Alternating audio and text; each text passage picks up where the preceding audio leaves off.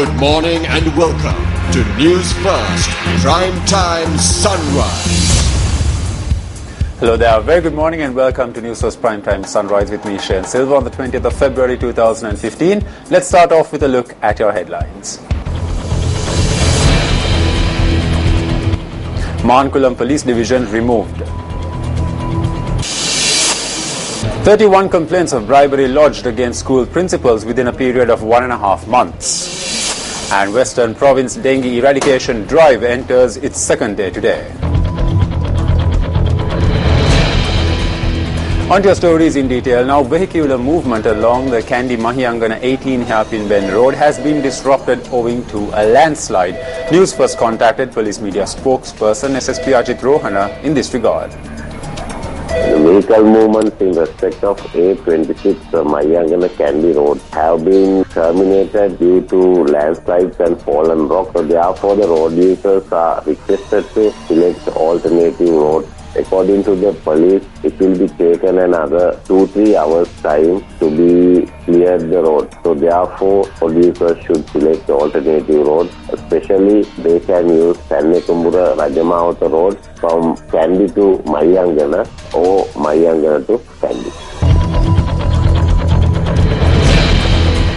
As mentioned in your headlines this morning, the police division of Mankulam has been removed with effect from yesterday. Police media spokesperson SSP Ajit Rohana stated that the police stations belonging to the Mankulam police division have been assigned to other divisions. Accordingly, the number of police divisions in the country, which earlier stood at 43, now stands at 42. There were 43 police divisions in the country. However, yesterday, Mankulam Police Division has been abolished and 6 police stations that had been attached to Mankulam Division have been attached to Mullatiu Police Division and Vavuniya Police Division. So therefore, now we have 42 police divisions in the country. Especially during the conflict period, Mankulam Division was established because it was on the A9 road, especially in Omantha Kanagarayankulam areas. We had several police posts. However, after the termination of the war, we removed police posts, and apart from that, several roadblocks that had been implemented in the area also removed. So therefore, there is no necessity to re-establish police stations in the area, especially Mankulam, Kanagarayankulam and Omantha, and 2 police stations that were in Mullatiu Administrative District have been attached to Mullatiu Police Division. 4 police stations that are situated in Vavuniya Administrative District have been attached to Vavuniya Police Division. Especially, this decision has been taken by the police headquarters in order to set up a smooth administrative setup in the police department after the war.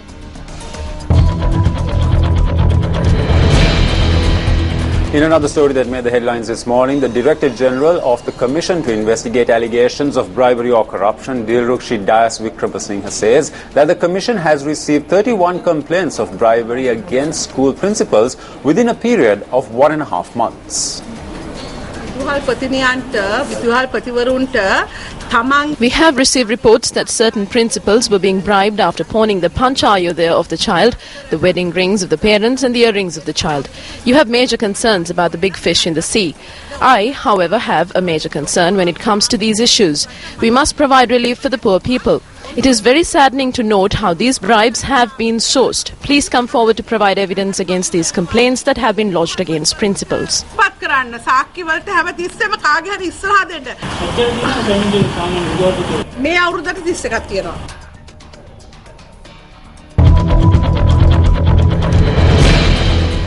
In the meantime, Minister of Education Akila Viraj Karyawasam says that strict measures will be taken against school principals who obtain money unlawfully when enrolling children.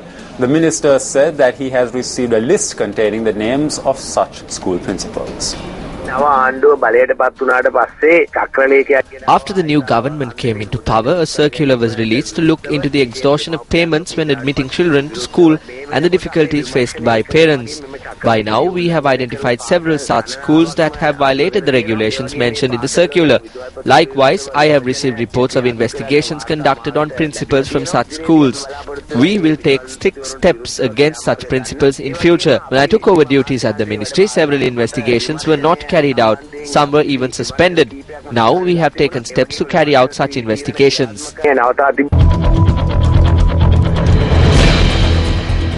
The special dengue eradication program that was launched in the Western Province enters its second day today. It was reported that the number of dengue patients had doubled during the same 1.5-month period last year.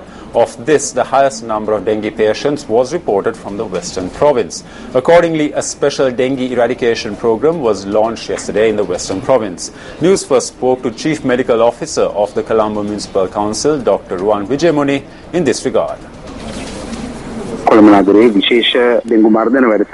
A special dengue eradication program was initiated in the city of Colombo. This program was initiated in areas of Colombo where the most number of dengue cases were reported.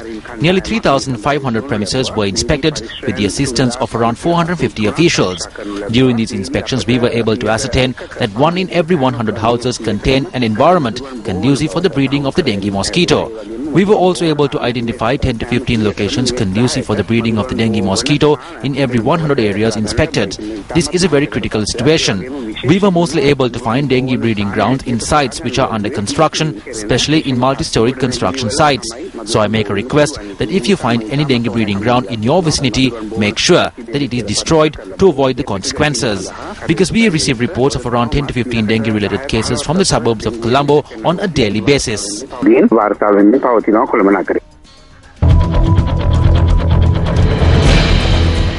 On a more lighter note, the next story, which comes from the Medulla education zone, is about a monkey who enjoys spending time with school children.